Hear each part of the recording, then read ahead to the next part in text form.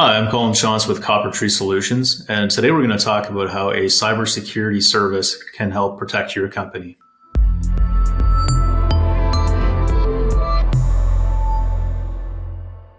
An antivirus solution is the one of the basic tools involved in cybersecurity. There's a whole lot of other tools that are involved in a well thought out cybersecurity strategy. Think of cybersecurity as a layered approach. There's no one silver bullet solution that you can buy that'll give you that ultimate protection and keep everything else safe. It's really a lot of little things that you can do, a lot of different tools that can be layered on top of each other. In the Copper Tree cybersecurity stack, we have about 10 different tools that we use to provide that level of protection. And there's much more than just an antivirus program required. There's a lot of things that go into ensuring that a business is not vulnerable on the cybersecurity front. And it really comes down to implementing the proper tools, making sure we're following the proper cybersecurity best practices, and following good configuration hygiene. There's work that we do every month. We're constantly reviewing our best practices and standards. We've documented standards on the best way to lock your systems down and secure your infrastructure. And we're constantly learning. There's constantly new things coming in on the cybersecurity front, and we keep incorporating those into our best practices. And as we go around every month to each of our clients, we evaluate your system against those best practices and say, how do you stack up? What are the risks in your infrastructure this month? And is there anything that you should be addressing, things that you should be putting in place or changing? It's not just about technology. It's also about people and processes and making sure that your people are familiar with the risks that are out there and understand, when they get that email, maybe they shouldn't click on that link. Maybe they should just pass on that one. So it's really, there's a lot of different layers. There's the people layer, there's the technology layer, and then there's also the process layer where we make sure that we're doing all the proper maintenance and keeping the systems up to date and properly patched so that your systems are secure. Copper Tree has been brought in several times to help clean up after a cyber incident. And unfortunately, at that point, there is going to be some significant impact. One organization that I spoke with recently just explained the pain that they went through with a cyber attack that they had beginning of the year. And ultimately what happened is they got ransomware on their system. Their system was fully compromised. Somebody had admin access on the system. They installed the ransomware, encrypted their data, encrypted their backups, and they were not able to get back up and running. They lost about a month worth of data, and they had to do some manual data entry. Luckily, they had a lot of paper backups that they could use to get their information back. But they lost about a month's worth of data, and it ended up costing them a lot of money from a business disruption perspective. Their systems were down for days, and it took them a lot of time to get back up and running. They had to bring in an incident response team and go through a cleanup process. And it was hugely impactful to them. And because they were so reliant on their systems, they were unable to serve their clients during that time.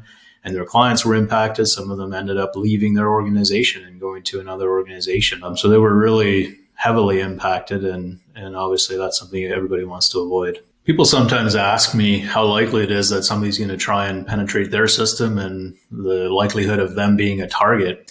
And it's not really about the size of an organization. Most organizations are, unless you're a very large company, it's unlikely that you'll be specifically targeted. It's more likely that you'll get caught up in some kind of an automated attack, whether it's a ransomware or whether it's a phishing email or something like that. So the size of the organization and the complexity and the value of the data is not necessarily a primary indicator that you'll be a target. So any organization is susceptible to the same types of attacks. Probably the biggest ones that we see they tend to be email based. Maybe somebody sends an email with a malicious attachment trying to compromise your systems. Somebody clicks on it. It infects their system with ransomware. The other ones that are maybe less technical would be a phishing email. We've seen a lot of emails going to finance people that appear to be from the CEO, saying, "Hey, transfer some money over to this other account for whatever reason." And I think it's safe to say that the more sophisticated the attacks get, the less likely somebody is to notice them. So we want to make sure we're educating our people and making sure that they're aware of what's out there and what to look out for. One of the things you need to look out for is social engineering. And social engineering is when somebody pretends to be somebody they're not to get you to do something. And this can go along with a phishing type of attack. Oftentimes they'll send an email looking to gather some information, and then they'll use that information in their social engineering attack, where maybe they send an email pretending to be the CEO, send it to the finance person, and ask them to make some transfers to a bank account somewhere. And it's really about getting people to think critically as they're going about their work. Is this a request that could logically come from the CEO, or is this a little strange? And most of the time when people are thinking about, is this something they've asked before, and they can be alert and watching, then they can identify. I can think of one situation where somebody in finance got an email that appeared to be from the CEO, and they said, they've never done that before. So thankfully they just walked over to the office and said, "Hey, is this really you?" And it wasn't. So there's lots of ways to identify those things. And the best thing you can do is to educate your people. One of the aspects of security that's sometimes overlooked is the physical security. So you can have all your systems locked down as tight as can be. But if somebody can walk in your door and walk straight into your server room, you've still left a fairly significant gap in your security layer. We try to make sure that there's good security on the server rooms. We try to make sure that all the core infrastructure is safely locked away and in behind some kind of access control mechanism. Part of the VCIO's job is to make sure that your organization is covered from a cybersecurity perspective. And they're constantly looking for ways to improve your cybersecurity status and trying to look for new ways to maybe bring on some additional technology that can give you added levels of protection, and really assessing where your business sits. Are you secure enough? Cybersecurity is kind of it exists on a bit of a spectrum. You can always be more secure by making bigger investments into cybersecurity. But you got to find that sweet spot for your organization where you're spending enough to be secure enough, and you're not overspending and limiting how you can use technology within your organization. Our systems and processes are constantly changing to accommodate new threats. There's new things coming out all the time. We try to stay on top of what's happening. There's various different organizations that issue news releases with the latest threats that are out there. So we're constantly looking at that, and we're constantly evaluating and saying, asking ourselves, is there something else we should be doing or that our clients should be doing within their organizations to stay on top of things and stay safe? We have a weekly meeting here at our company where we call it our standards meeting, and we go over any kind of new things that somebody might have identified. And if there's something that we feel should be incorporated into those best practices, that becomes a new standard, and those get rolled out to our clients over the course of the next couple of weeks. Sometimes our clients will ask us if they should be getting a regular penetration test on their system. And typically, unless you have a regulatory requirement, that isn't something that we do on a regular basis. We have some clients that need to meet specific security requirements. Maybe it's an ISO 27001 or a SOC 2 or some kind of compliance requirement. In that case, we will bring in a third party to do the regular assessment. So it could be a quarterly penetration test or an annual penetration test. and then also an assessment against those controls. And we work with a third party. We always feel like we do everything we can on a day-to-day basis, but you can't check your own work. So we always recommend that if there is a regulatory requirement, we'll bring in a third party to do an assessment and a review on a regular basis as well. If your organization thinks you've been penetrated or compromised in some way, the first thing that needs to happen is we'll bring in the incident response team.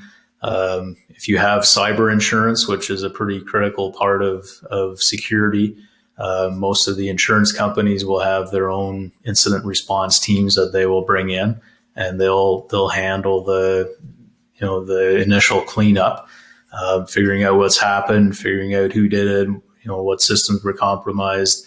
They'll have a PR team available that can handle the PR side of it. If there's people that need to be notified because of a privacy breach, they have people available to handle that.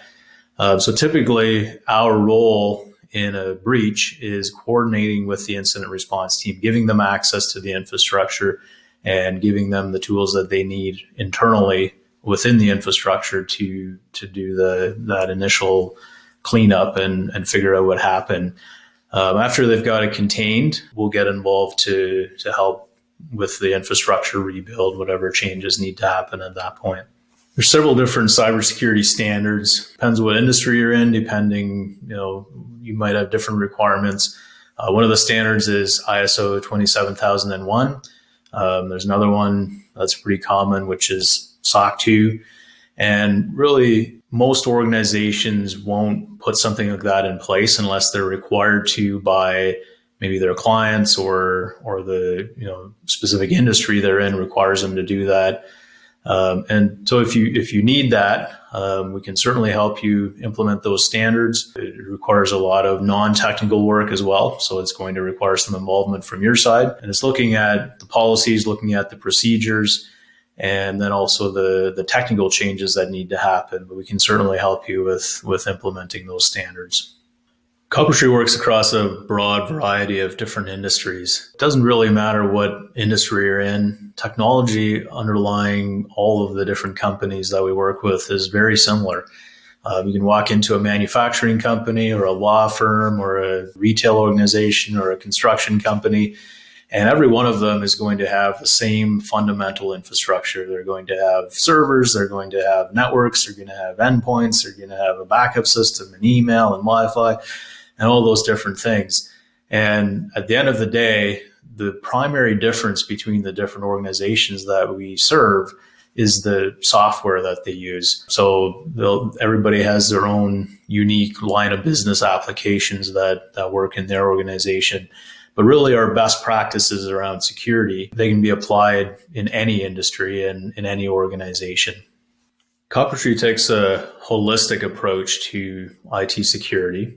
We're looking at everything from where does the data live to how does it move around within the system. The approach to securing, say, an on-premise server is different than securing a cloud server, and you want to make sure that your information is secure both when it's at rest on the server or in the cloud service that it might be stored in, and also as it's moving around. So if you're connecting to it from, say, an unsecure public Wi-Fi network, for example, is your data secure while you're doing that? There's a lot of different aspects to look at, but we try to take a holistic perspective and look at all aspects of IT security, whether it's on-premise, in the cloud, in a SaaS application, on your desktop, wherever it might be. We want to make sure we've got you covered. I'm Colin Shantz with Coppertree Solutions, and today we discussed how a cybersecurity service can help protect your company. Visit our website at coppertreesolutions.ca to start securing your business today.